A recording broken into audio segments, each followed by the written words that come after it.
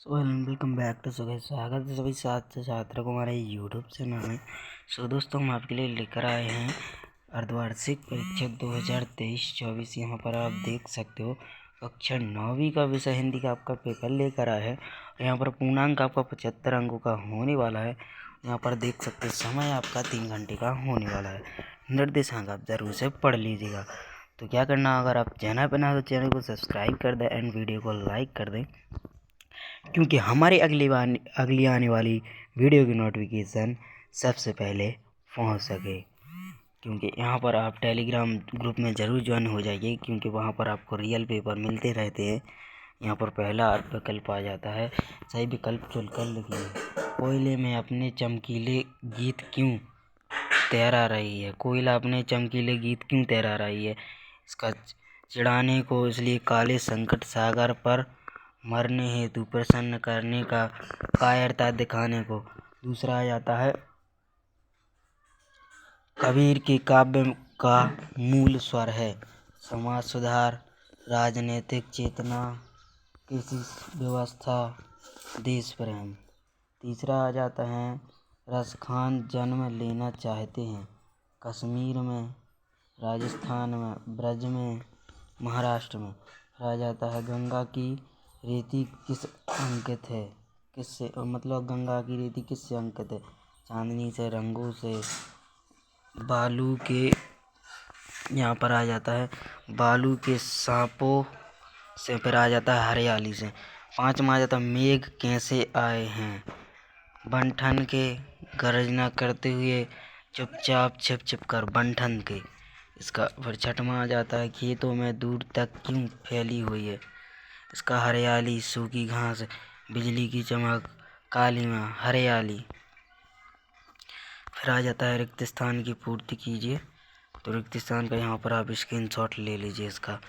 और सही जोड़ी आ जाता है, सही जोड़ी का भी आप स्क्रीनशॉट लीजिए। अगले पार्ट में आंसर फुल आपको दिया जाएगा। एक शब्द एक वाक्य में उत्तर लिखिए। एक मातृक चांद का नाम लिखिए। काव्य के कितने भेद होते हैं? फिर आ जाता है, वृंदावन कभी भी किसकी बात जाती सरकारी नहीं रहा यह वाला। टोपी से हमें क्या, कीमतों से क्या रहा है? फिर महादेवी वर्मा ने पहली पुस्तक कौन सी पढ़ी? फिर आ जाता है, सर्वव्यापक पक्षी कौन सा है? पूरा आंसर आपको अगली पार्ट में मिलेगा इसका। फिर यहाँ पर आपका ये आपने लिख लिया, एक शब्द एक वाक्य, एक शब्द एक वाक्य आपने लिख लिया। उसके बाद आपका आ जाता है, उसका आ जाता है आपका एक शब्द एक सत्य, और सत्य सत्य आ जाता है। सत्य सत्य का आप स्क्रीनशॉट ले लीजिए, बिल्कुल यही कहिए आपका आने वाला है। छठवां आ जाता है, मानसरोवर से कवि का क्या आशा है? सातवां आ जाए, नई कविता की प्रमुख दो विशेषताएं लिखी। फिर आ जाए, अरहर और सनाई के खेत में कवि कैसे दिखाई देते हैं? फिर आ जाए, भक्ति काल के दो कवि प्रतीक दो रचनाओं के नाम लिखिए। फिर दोहा की परिभाषा उदाहरण सहित लिखिए। फिर आ जाए, निबंध लेख की दो विशेषताएं लिखिए। फिर आ जाता है, बाढ़ पीड़ित की मदद हेतु नाव क्यों होना आवश्यक है? जो बाढ़ पीड़ित रहते हैं उनकी नाव होना क्यों आवश्यक है?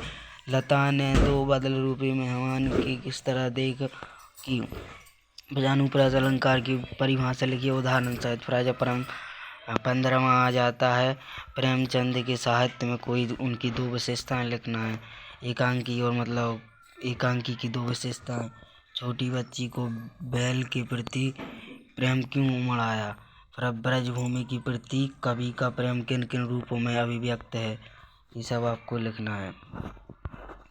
ये आपने लिख लिया प्रेमचंद वाला। और यहाँ पर छोटी बच्ची के मतलब ब्रजभूमि।